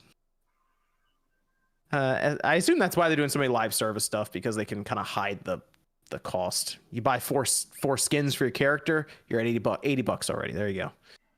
GRM says, OJ got the best hairline of the crew. Much love. OJ's not here. He's got. Wait, where did OJ go? Did we ever get him back? His power He's a went out. little bitch. He His did. power went out. Oh. Maybe. No, he knew I was right. Oh. He got scared. He got too angry about the Metroid Dread situation. Yeah, Metroid Dread and Xenoblade Chronicles 2 just set him over the edge. He had to go work one out to calm down. Matt said, thoughts on Jimmy Yang's WWE career? I like Jimmy Wang Yang. They could have done more with him. Obviously, he was better in the Jun Dragons and WCW. But, you know, the cowboy thing was kind of funny. Made him stick out. Nvidia says, oh, the pee-pee poo-poo jokes, less than Zeke scene. GRM says, Bayonetta 1, should I open it or keep it sealed? I'm going to keep mine sealed. Keep it sealed. Mine's here Keep too. it I think sealed it's right still in the here. mailbox. Yeah, there it is. Everyone's keeping it sealed. Dude, they didn't run that many. Dude, I've played this game so many special. times. Yeah. I already have it. Because it came with Bayonetta 2. I already have it, like digitally. But that physical release, I think that's a limited run they're gonna do there. So Yeah. that's gonna be that. From what I saw from Xenoblade, for example, when that was limited, I bet you Bayonetta someday touches like $100. They're finally shipping out Xenoblade Chronicles 3 special editions. Yeah. Finally. That's horrible. Finally. They're Imagine limited having run to wait games over that there. long. Finally. Oh, I didn't get it. Bad Gamer Thank you, Lava. says, you didn't want to put that next to Jump Force, the big special edition Jump Force? Nah, see, I only have quality games like Jump Force. Gotcha. Sorry. Panty Fighting game nominee of the year. That's true. Yeah. Panty Party's quality. Bad Gamer says, I put $5 down on the Steam Deck August 30th, and I got the email for it Monday. So their turnaround is pretty fast now. Also, congrats RGT on AEW. Thank you. Sean was on AEW. I was on AEW, but that was Kinda. okay. More than By you were, proxy. ma'am. Watch. Hey, where's my AEW I'll be sign? in the ring. Hey. I'm going in November, If and I know anyone people is there, going so. to Is it AEW at and the you're gas listening to station? this right now and you're going to take a sign and do "Here Comes the Pain" over No Mercy. No, you'd get kicked out. I'll know it's you. I would make sure you get kicked out. Nope, because I was playing "Here Comes the Pain" today. It was just greatness. I will It was directly contact security, and I can do Nope. that. And I will I'll be tell like, them that's a it's classy confidential. individual right That's there. fine. Security. So you're going to go see him in November? They're coming through the gas station, Sean? Yeah, they're coming to the gas station. It's a little beyond. It's the other way. It's down the road, not up the road, where the gas station is and the pizza place. Ooh, a new adventure. Where are they going in November? Close to me. Yeah, I know it's obviously in Connecticut. You don't leave the state. You can take the sign, Sean. I'm Here not comes the pain over No no. Mercy. No, They'll probably bump you to VIP suite if you show them that sign. no. They'll kick them out, and MJF will beat the shit out of them. Nah, MJF would probably give you a high five over that. I know what that is, but I mean, just you see greatness like that over No Mercy, you'd have to give the person a high five. What is the game, the AEW game, being designed off of? No Mercy or Here Comes the Pain? Thank you. Whichever one made it get delayed out of this year. Yeah, it probably is. Based on Here Comes the Pain, it'd be out now and probably up for Game of the Year. No. We'd be like, AEW Fight Forever or Elden Ring. I don't know. Which one's based on Here Comes the Pain? Just go ahead and send it the award. Here Comes the Pain has more stuff to do, and I love the backstage stuff, but the wrestling quality is better in No Mercy than it is in Here Comes the Pain. Is basically just an over-the-top arcade game. No Mercy, you can actually have like an actual match and like feel emotion in it. This is from Juwan saying everybody taking shots at RGT just because he's wearing a hunting beanie. I'm used to it. I paint a target on myself. Sofa says 343. Hopefully Phil does not head to Nintendo next. Hey, somebody's got to launch Labo too. Doggy says to think that third parties pick Stadia over Switch. Reese says, question for everyone. Do you invest in any video game related stocks? Sony, Microsoft, Nintendo, Corsair, etc., and so why? I do not have any positions in Sony, Microsoft, or Nintendo, or even Corsair. I have Nintendo and Microsoft stock. I used to have AMD stock. Nintendo stock sucks. Microsoft stock. All stocks are terrible right now. We talk about it. Bro, I didn't even look at that shit anymore. I just assume that that's probably the right strategy right now. Yeah, don't look. All my crypto and stock stuff, I just lost it all. That's fine. And they'll go. But according to one guy in the chat, I don't have any money and I don't make money. So I guess I'll be eating ramen. Christopher says, here RGT Spawncast, you owe the other $595 for that broken laptop you sold him. I didn't sell him a laptop. You did. I showed him a laptop to get. He went on questionable websites and then pretended like the thing was broken from the factory. No, dude. When I took that motherfucker out of the box, it was something wrong with it. Couldn't even give it a night, Sean. I have reformatted that disc completely to factory settings 3 times and it still didn't fix it. I don't know what you actually did to it, but that's not. He loved it. That thing sucked. Everything he has ever told you to buy, Sean, has been no, that's not true. I assume my Steam Deck when it comes in is going to be covered in fucking feces and it'll blow up and make me disfigured. Well, did you get it from Craigslist? No, I bought it from my buddy who edits sometimes on my channel. Okay. They're like the one game you want to play on it won't be compatible, and you'll be like, "What the fuck, John?" Well, I have some Steam games. I have Nights on Steam. What? Yeah, it's good. It's 1080p 60. That's what you're gonna play on the Steam Deck is Nights, not Batman? No, I'm gonna play that too. Oh, do you have any games on Steam? Yes, I don't know. Do you? My Steam. You don't really seem like a Steam guy. Just load it up full of emulators and you'll be good. You could download. That's really what I want to do. You could download Halo Infinite on it. On there. Yeah, play Halo Infinite. See? Oh gosh. It's better than when you would play it on his phone. Or he played on XCloud. Sean's the cloud. Sean's like quietly the cloud gamer on the. But the worst part is to be like, Sean, come play Halo with us. I don't want to go down the stairs. I was playing on XCloud. I played it on my Google netbook once. Oh my gosh, this guy. It was terrible. Hey, at least he's testing it out. Yeah, someone has to take one for the team here. All you had to do was walk 20 feet. Yeah, but then you gotta like fucking this chair is comfy, but my couch is comfier, and I got like, better position to sit in. And it's a bigger screen upstairs. Just play your Series X up there. I do. Then why can't you just play it up there and talk to us then? I don't understand. There was a reason. Because you didn't want to use your phone for Discord? Yeah, that was it. Why don't you just use your laptop? What about your Nintendo Switch app? The fucking laptop that you sold me that doesn't work. Oh my gosh, stop. I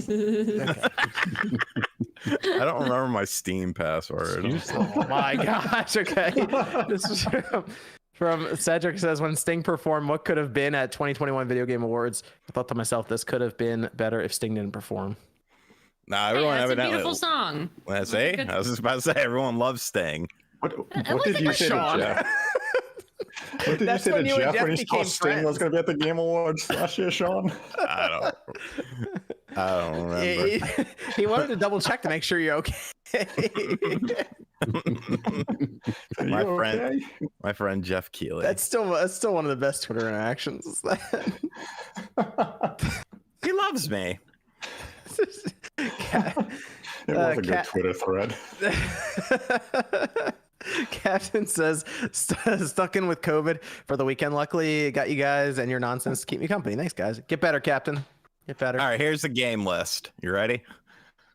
Okay. I got Cosmos Quick Stop, which is a game that I streamed for money once. Okay. I feel like that's the theme of this list. Go on. Go Electric Samurai, which was a game that a website that I worked for helped publish.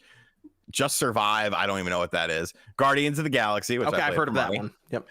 Nights into Dreams, Phantasmaphobia, Pinball FX3. I never played Phantasmaphobia. Sonic Lost World. I never played that. 2 Points Campus. Played it for money. And Wrestling Revolution 3D. That's your Steam library?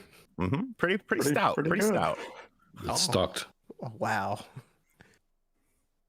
What other Sega games are on here? That's what I need to go ahead and buy. Gosh. I got Virtua Fighter 2, the arcade version, like they do on the Xbox 360. Colton says, Last of Us Part 1 Firefly Edition. Sony emailed offer to replace the casing that got busted up. And did yours get that treatment, MVG? The box, did it get busted up? I bought my copy in Australia physically, so good. I didn't get it shipped or anything. 99 cents for Virtua Fighter 2? Let's go. Okay, so we've all realized just now that Sean not only discovered Nier Automata this week, he's now discovered the Steam Marketplace this week. Dude, he's gonna drop $100 and have 1,000 games. It's on. Yeah, wait for those freaking summer and fall sales. We gotta check Humble Bundle too. Yeah, sometimes start they have checking some pretty Humble good Bundle. ones. Yeah, you can end up getting like 40 games for $30 or something. It's wild. Is there like a there. Sega list I can? Yeah, access? you can look up publisher. Oh my gosh! Here we go. It's like the Sega publisher. Bass Fishing. I feel like my grandma is discovering Steam right now. Don't forget to pick up Quake and Power Slave and Shadow Man and Turok 1 and 2. Do you have any other games on there, MVG? I'm not feeding you. River City Girl 0. That's a good one. What is this Dreamcast bundle collection? This is from Luna says, now what do we do with Stadia controllers? That is Crazy Taxi in there, isn't it? I think maybe It's like Crazy Taxi, Jets. Sega Bass Fishing, Knights, which isn't a Dreamcast game, Sonic Adventure DX, Sonic Adventure 2, Space Channel 5, and Jet Set Radio. Yeah, we'll go ahead and add that to cart. Hopefully they push a firmware update, Luna, that lets us use our Steam controllers as Bluetooth controllers, so you can use it on your PC. Yes, I haven't played a 4K game. I have a fucking $3,000 television for 4K stuff. Somebody asked that in the chat. They're making fun of your resolution. Ever played a 4K game before? Well, resolution is your computer monitor. I have no idea. Where do I find that? RG, this is at RGT. Enjoyed the Saturn video. Keep the retro stuff coming. You keep teasing the Retroid Pocket. When will we get the review? Also, why do you say Nintendo tuber like it's a bad word? Because it's a joke. Sean, you continue to this has not been your best stream to go against that.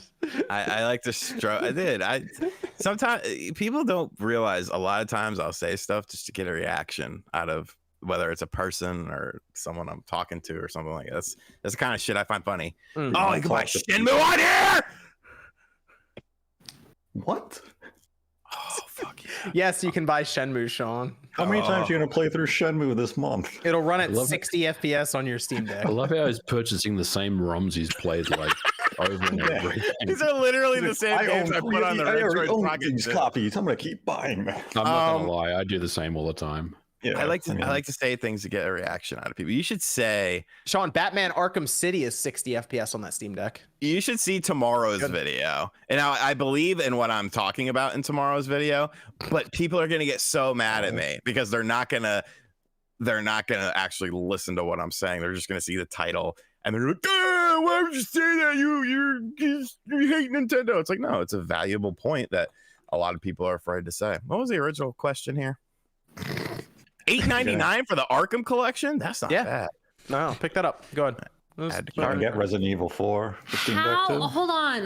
How does this man make videos on video games for so long with so many strong opinions and is just now discovering He just Steam? found Steam. He found Steam. Because I do not talk about things that I don't know. Everything I talk about is something I feel very comfortable talking about. Are you I gonna don't make talk a video about Steam now? I'll make a video about the Steam Deck, but I'm not familiar with Steam, so I'm not gonna have a strong opinion. I may be on a podcast just shooting the shit, but as far as putting something on my video, I'm not gonna make a video about it because I'm not familiar with it. Well, what if it's a game that you know super well and you didn't even study how it performs on Steam? How much it's going for on Steam? Any of that? You just completely did. It's like If I'm you're not discovering you finally have a third nipple. Like No, if Steam's I'm- been there forever. Right, but if I'm not reviewing the Steam version of a game, I'm not worried about the Steam version of a game. Like Nier Automata, I could have done side-by-side comparisons with other versions of the game. I'm going into that game with the mindset of, okay, most people who are going to be interested in this game are going to be interested in one of two things. They're going to be interested in how it'll perform against the other versions, but those are the people that are probably not going to buy the game. The people who are interested in buying the game are the people who only own a Nintendo Switch. So by going into it with the mindset of, okay, this is a game for the Nintendo Switch, I'm reviewing the Switch version, it's kind of different. Like when I did Guardians of the Galaxy, obviously I said I'm playing the Steam version of the game. That's what they sent over, and I had fun. It was a really good game, and it was a game that I enjoyed playing. Get Monster Hunter on your Steam Deck, Sean. I already got it. I mean, like just for like learned more of a what happened to these graphical cookies. game. Wasn't weed. What was it? The recipe called for vanilla extract, and she didn't have any vanilla extract, so she poured anisette in them. Oh my god. So it has. If you want a good flavored. like something that's a bit more festive, use pumpkin spice extract instead of vanilla extract next time. Yeah, well, she just took a bottle of anisette and poured like half the bottle into the batter. Just put nothing in there. Then you don't even just don't put anything in. She's 90. Well, hopefully she's listening to this podcast, so now she knows. At least it wasn't poison. Definitely isn't. Jay Cannon says, remember Google Fiber? Maybe Stadia is a vessel to shake up the norm. After Google Fiber went away, ISP started offering fiber home service. I don't have fiber home service. Also, Phil Harrison said in like the first 2 weeks of Google Stadia launching, don't worry, the ISPs will figure it out when it came to bandwidth. Yes, he did. speeds. And I still have Comcast, and they're still terrible. Yeah, So, they still suck. F Comcast. hooray for Stadia, I guess. That was years ago, by the way, that he said that. It's still the same. So, you know, that's great. Hopefully Starlink just ends up doing really well, and Comcast feels like they have to actually, you know, do anything. Burn says, last week I asked about my 360 replaced laser, and it's working great. Thanks so much for the help. Oh, good. No problem. Good to hear. Glad I could help. Anytime. The Cardinal, what is everyone's favorite Stadia exclusive? The Bomberman game that was like 64 players and it was free, and no one played it even though it was free. Depression. Like, when I say free, I mean you just need an account. You don't have to pay for anything. You just signed in and played it. It took 5 seconds to do it, to load up, and no one played it. That was my favorite one. Jamillion says, I watch Spawn Wave every morning. Misclick is the bee's knees. RGT is super tight. MVG is hardcore. What up, okay? Thank you. Come Eric on, man. says, what's your internet speed? Eric says, what's your internet speed? Upload and download. That's between me and my internet provider. Yeah, I'm My download is 1 gigabit. My upload is 20 megabits. No, it's not. Yeah, It is. It's Comcast. That's what Comcast What? does. That's a plan?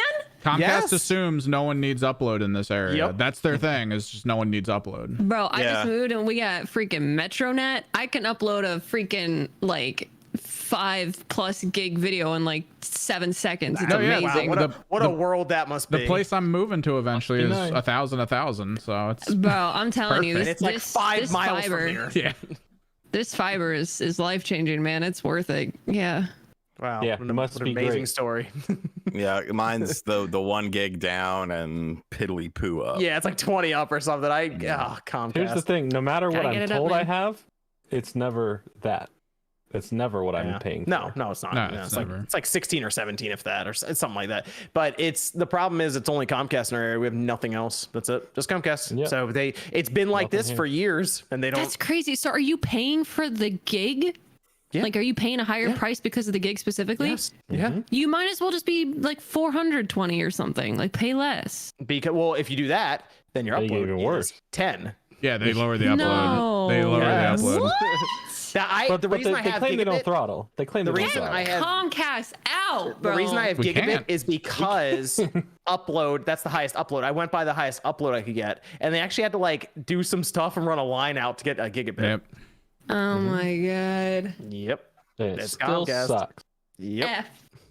The Northeast is not fun for internet. It's if I go 10 miles that way, you get gigabit up and down. If I go 10 miles that way, you get gigabit up and down. Where I am, Just move it's next door. We get gig up, gig down. Okay, hear me out. You run a 10-mile long cord. Yeah, really. I thought about that. I really did. I was like, maybe I can pay someone's internet and get it.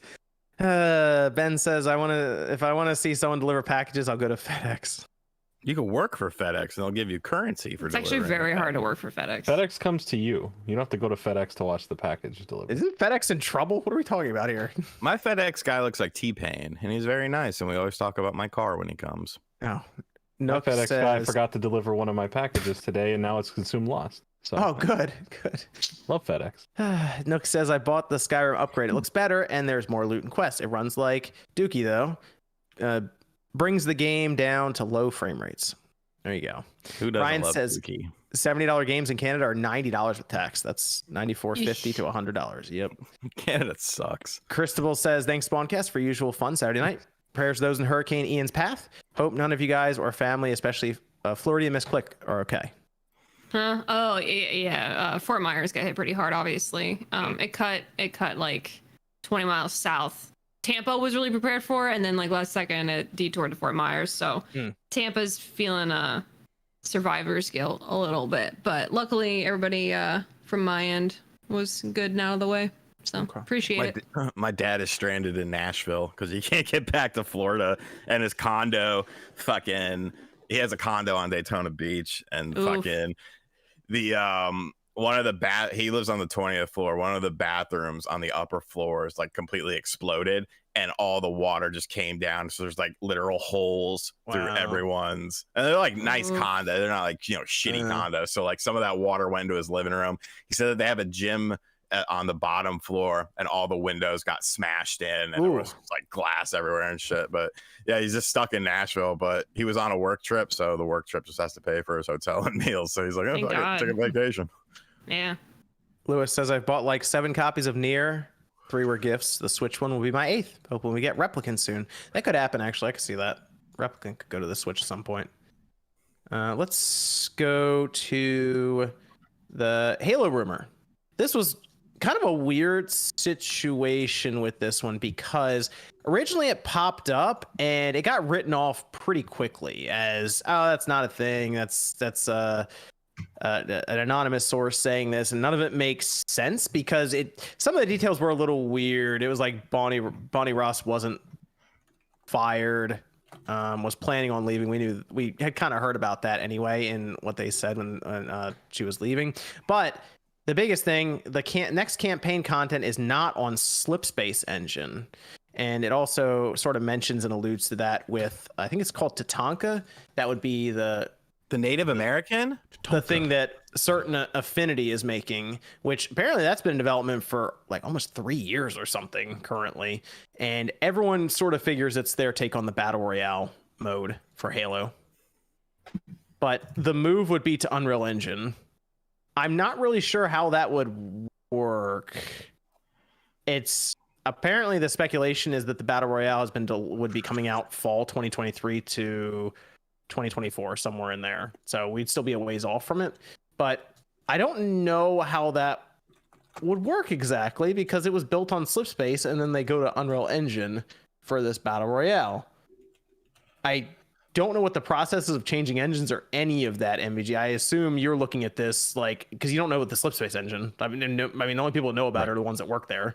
But I I assume it's a massive undertaking to move from one engine to another in general, but something proprietary like Slip Space can only make it harder. This rumor, by the way, popped up, people wrote it off, and then Jez Corden comes in and starts looking into it a bit more and does not seem to write it off as quickly anymore. I don't know if some information's come to light and they're like not prepared to just say it's completely false. So it seems like it's possible. I mean, it could well be possible that they are looking at UE for the Battle Royale stuff. I mean, Halo, as we know, has had a very, very rocky road with its launch. Even before its launch, right? It's the way it was presented, the way it was shown, its launch, and everything past that. It's been a very difficult road.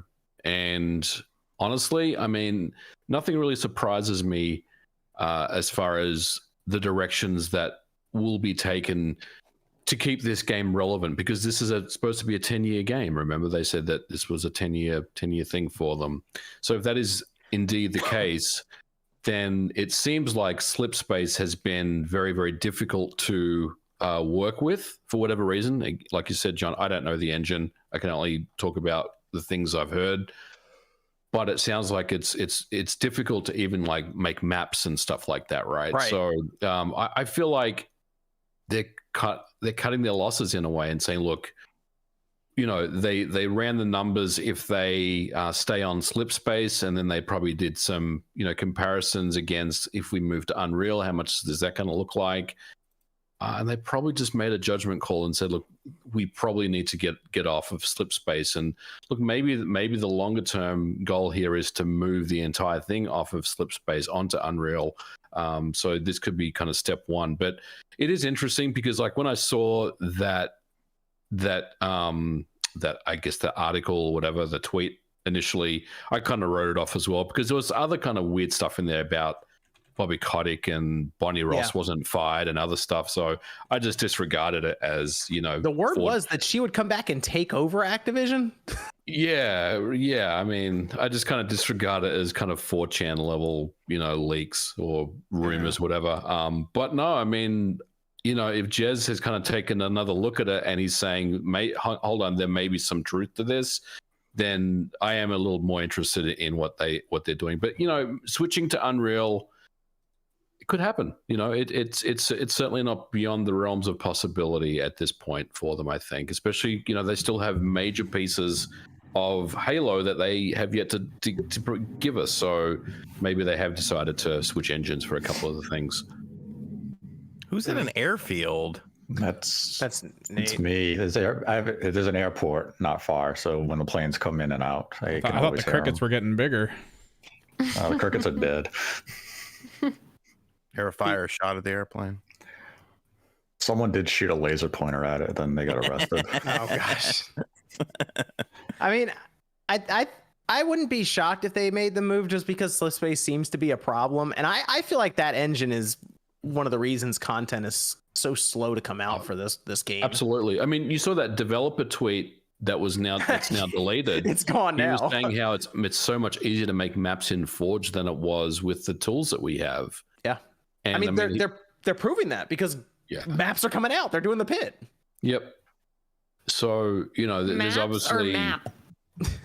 They're making 2 other maps for the winter update. So 3 maps total, but they're all in Forge. It's almost like the launch amount of maps. It's pretty good. Yeah.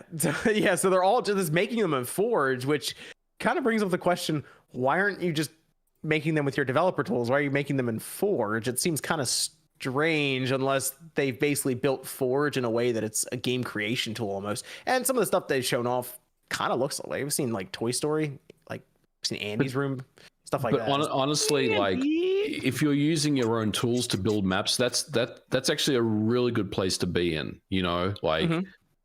so I think if Forge is good enough to build Halo maps and that's what they're going to use from now on, then that's actually a really good thing for them. It'll be good when they open up to the community because then everyone can make Halo maps and we'll get probably all the classics from Halo 1 through 3. I was going to say 4, but that's 1 through 3 or 1 through Reach, and that'd be great. Just see maps constantly pop up and they make a playlist around it. I'm really curious what Certain Affinity's working on, because if they have to go until 2024 to release it, it must be sizable. There was another source mentioning, I think it's Halo leaks, Halo Infinite leaks, that the title for this thing, it might be more or less almost a whole new Halo game, be called Halo the Endless. So yeah, and the way I look at it is, I guess Halo Infinite would be the platform this stuff would be on, and you'd basically pick it in the menu and it'd launch it on another app. Kind of like with Call of Duty, you have Warzone, and all you're doing is picking it and it just launches it on another app. Yeah. So at this point, it sounds like Halo Infinite's going to be a while. 2024 for Certain Affinity, I thought we'd be seeing it next year. That's it feels like moves are being made now that there's new leadership at 343. Joseph Staten is really taking on that role. It's going to be his vision now. Everything that was planned under Bonnie Ross seems to be under it's under the microscope now. He's looking at it saying, if this isn't working, we're going to do something new. It almost feels as though what they had planned for Halo Infinite with the 10-year plan and everything is now possibly going to be thrown away. I'm okay with that. I'd rather just yeah, everything at 343 now feels as though it's a different company. It has a different vision, and what we knew about them prior to Bonnie Ross's departure is now irrelevant. This is a new beginning for them, and it's going to take years to really see what that vision is going to be and if they're going to produce anything meaningful. But if getting rid of slip space, an engine that has not proven valuable for them, is the first move they're going to do, and we get a quality product out of it, even if it requires them to delay the Battle Royale mode a year, that may be the best move for them. It's a tough thing to really present to the public of, we're doing a lot of restructuring, but if we get a better product at the end of the day, by all means do it. I just don't know how, if you're Microsoft and 343, you present this information to the public and get any goodwill. It just seems as though it's just been one mistake after another when it comes to this game. And this is another one in a long line of them, but maybe this is going to be the final big error where we get quality moving forward. Yeah. Well, they got some wild games on this Steam page. Oh my gosh. You gotta be careful in there, man. Set a limit. It's like a casino. I'm looking at this one game. We'll talk about it on the after show. Jesus. Okay. Oh, you found the adult section? You should probably not talk about I mean, I see the amount of content that things like Fortnite come out with on Unreal Engine, and it does make me think that this slip space was a mistake, which is unfortunate, because that was a lot. I mean, how much money did it cost to make that? Probably a lot. Yeah, so imagine having to go to Phil Spencer and be like, look, we just got to move to Unreal Engine. And honestly, I mean, I think I've mentioned this before. I don't know if it was for Halo, but if you want to bring in talent, if you want to get developers, you want to actually get new people to work at 343. If they have Unreal experience, they can basically jump straight in and start working with the engine, versus spending months and months and months learning a custom in-house engine that, for all we know, is very much held together with tape and pieces of string and pieces of spaghetti. Didn't they have the person who led the engineering process on Slipspace leave? Yeah. And I think Dave Berger. He got fired. Yeah, he's out. So it feels as though there's really no reason for them to keep Slipspace around. And even when you look at the original Slipspace trailer, dating how many years back now? 2018, I think, is when they showed it. Yeah, 18. That trailer, which is a concept for the Xbox One, looked better than the end product we got with Halo Infinite's launch. It's not even close. That's a problem. Yeah. That shouldn't be the case. Yeah. I mean, Unreal Engine has proven itself, obviously. People know it. Probably easier to hire, bring people in, and get stuff moving quickly. So, and it's a live service game. Can't hang out and wait for too long. Otherwise, you get Halo Infinite. There you go. We'll see. I mean, I don't know how, like you said, I don't know how they break it to the public, how they say, because that seems like something that would be like, hey, look how different this is now. We're making this move. It's going to get better now. But you have to then be like, hey, that Slipspace engine was garbage, so we're dropping it. And I mean, and basically all of Halo Infinite then. And even if you come out and say, hey, we're making moves in the right direction, who's going to take them for their word at this point?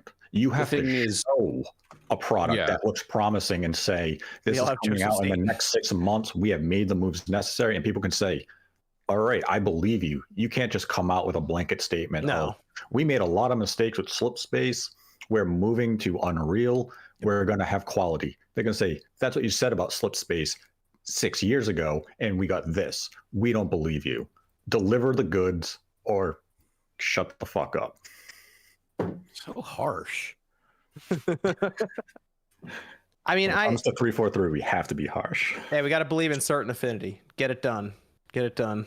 A battle royale, maybe? I don't know. Maybe that'll revive Halo. Will it? I don't think so. Can't hurt it. What's it gonna do? Could it though? How many maps have we had this year? Two new maps. Yeah. So whole we'll have 5 total then, because we'll have 3 more before the end of the year. At least we're gonna have some co-op in a month. Although once Forge releases, we'll probably immediately have 1,000 maps overnight. Wow.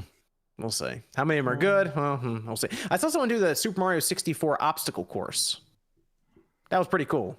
So, Evan, we have any Discord? Hill on there. Well, PT. Yeah. There you go. You can build out Silent Hill. See, now we're getting somewhere. You're starting to kind of sound like Beyond Good and Evil. You know, that's the longest game now since trailer. Since its initial trailer to now. I think it's. Did it beat Duke Nukem? It has beaten Duke Nukem. Damn. It has by a few days now, officially. Yep. So it has beaten. We're going by that Beyond Good and Evil leaked image where it was pig and stuff, like before the 360 launched, not the actual announcement. That game is going to be a Nintendo NX exclusive. That's what Laura Kate Dale did report on Destructoid. So yeah, it's beaten out Duke Nukem forever. Evan, we have Discord questions left. Yeah. Last one. Do we think the next generation of consoles might be looking to leverage things like DLSS 3? I think the next generation consoles will probably just use FSR, but Switch, I guess, will use DLSS. Well, I mean, some of the Switch games are already using FSR. Yeah, but like DLSS would be specific to NVIDIA's technology, whereas the Xbox and the PlayStation will be with AMD. So they'll just use their next. They're going to introduce new FSR next month. Has it actually been definitive proof that FSR1 is being used in Switch games? Aside from the copyrights, when it's actually been analyzed, I don't think there's been any definitive proof to suggest FSR is enabled.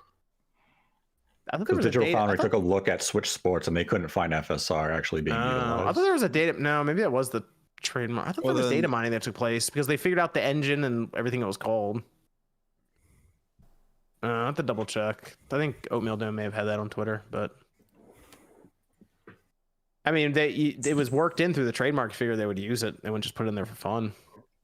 I think there was something related to the trademark where it might be the library that Nintendo uses for some of like the APIs and stuff, where FSR is compatible with it. So it may just be in the list of the copyright and the trademark and not necessarily actually being used. Okay. So I'm a party pooper. I don't agree with that. I think if it's in the copyright notice, it should be being used. Now, whether Digital Foundry detected it or not, I mean, that's a separate conversation, but like if you put it in your open source licenses section of your game, then it's implied that you're actually using it. You should be using it.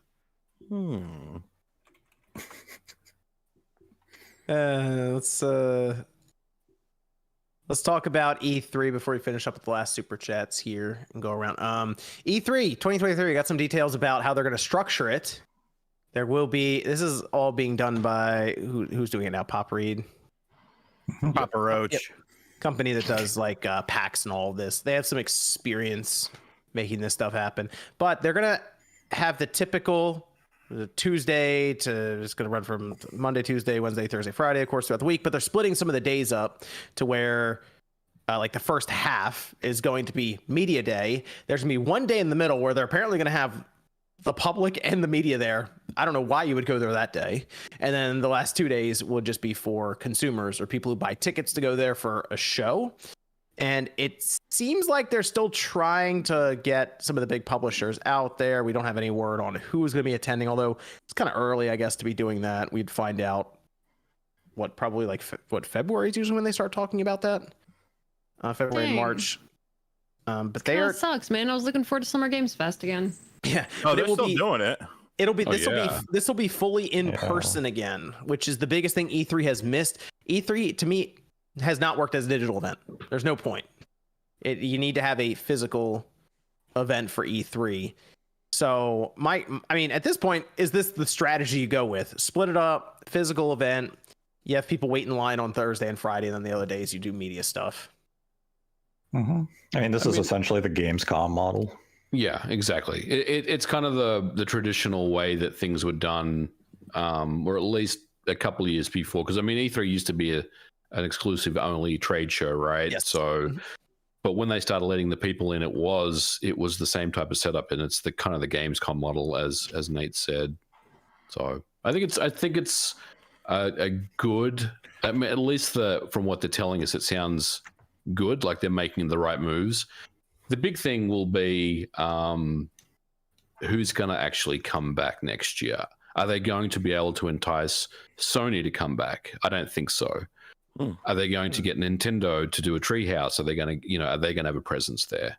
So there's still work to be done to get publishers back, even people to do booths. Like I know a 10x10 booth there costs like $20,000. You think they're going to lower cost of entry to try to get people back in? Well, that'd be smart. I think they need to, right? Like I don't think they can just pull out the same price list for setting up booths and stuff and getting floor space as they did in 2019 and be like, this is it, this is what we're going to charge you. I think they have to be a lot more selective this year about really getting people to come back and maybe honestly break even or even take a loss on the show in order to get that hype and people back. Because if you can't get Microsoft's going to be there because they use their theater, so they're going to be there no matter what. But if you can't get Nintendo and Sony to have a presence at E3 next year, then I don't know. So I think they're probably doing that work right now to try to secure them. I think Nintendo would be there. They'll have their whole floor space. They'll dress it up. They'll do all this stuff. But I feel like they got to make a push for Sony because that could signal to the rest of the industry that maybe they're returning to like normal E3 times. But Sony has not been interested in E3 for years now. So ever since they had that person play the flute between tents, it's been over. Yeah, I loved having an intermission. Dude, that was the Sean Layden era. Like, they have to come back at some point, don't they? I'd like to think so. I feel like that would at least like you need the big three there. That's the thing. It's like if one of them isn't there, it does feel a little weird. So I think you do that just for the overall importance of the event. And I'd like to think they'd show face, considering even with Microsoft's latest acquisition, I feel like it'd be kind of the smart thing to do. It'd be like, hey, like. We don't completely have to stick all the way up there. Honestly, it's also a low-key message to say we don't need two shows. We don't need Summer Games Fest and E3. We only need one. And we're basically telling you which one we're aligned with here. You know what I'm saying? So I think E3, if they're smart, and I'm sure they are, the ESA and ReedPop, whoever, are trying to secure those things as we speak for next year. And we'll see. We'll see what happens. That's weird to me is this is the ESA's event, so you figure all the members of the ESA would be there in some fashion. Sony's is a member of the ESA. That's why it's so weird to me. Yep. It's like, wouldn't you want your event to feel like the important one of the year? So you would be there. It's very strange. It's very strange. Sean, Konami's on there too. So playing Tinder right now. So Konami's on there. They could show up with Silent Hill and Metal Gear and I think you get the big three back next year. That's how you'd be like, all right, E3 is back on. Here we go. So we'll see. We'll see. Looking forward to E3 returning in person, though. It has to. It would die as a digital only event. Yep. Evan, you said we're good on Super Chats? Yeah, or sorry, good. Discord. We're good on Discord. Over on Super Chats. Truly Epic says Mexican sour cream recipe, salt, Greek yogurt, lime juice, sour cream with a fraction of the calories. There you go. See, people are learning. Helping out here. Brian says they should port Tomba to the Nintendo Switch. Also, when will 2 terabyte micro SD cards be a thing? That's a good question. I don't know. I feel 1 terabyte, we really started getting those a couple of years ago now. So I do feel like we're due for that soon. Ruffle says, watched MVG's video on the 360 kamikaze hack today. My shaky hands would have butchered the thing. Oh, same. I've never done one before. I couldn't drill a hole through a chip and That's be crazy. like, oh yeah, this is going to be cool. Wow. Because you have one chance, and if you screw it up, so you have to drill through the chip. You have to drill at a certain point on the chip to knock out the the read-only pin, so you can actually write to the flash on the chip. That's why you do it. For which system? 360. Just the So you want to flash the firmware on the drive so you can play backup games, right? Yeah. And later on, because there's so many different drives for the 360, they released a light-on drive that had the flash. You couldn't write the flash, so it was like read-only. And they found out the way to actually make it read-write is if you knock out that particular pin on the chip, and it's like 4 layers down on the chip, so you have to drill a hole at a certain point. And then once you've done it, you stop, and then you should be able to flash a custom firmware on the chip and then play backups. That sounds like a challenge. Watch my video, Kamikaze Hack. That sounds like a challenge. You should do it. I might. That actually sounds fun. Yeah, drill press. That'd be great. Good video. I'll just use a drill. That sounds okay. I might look into that.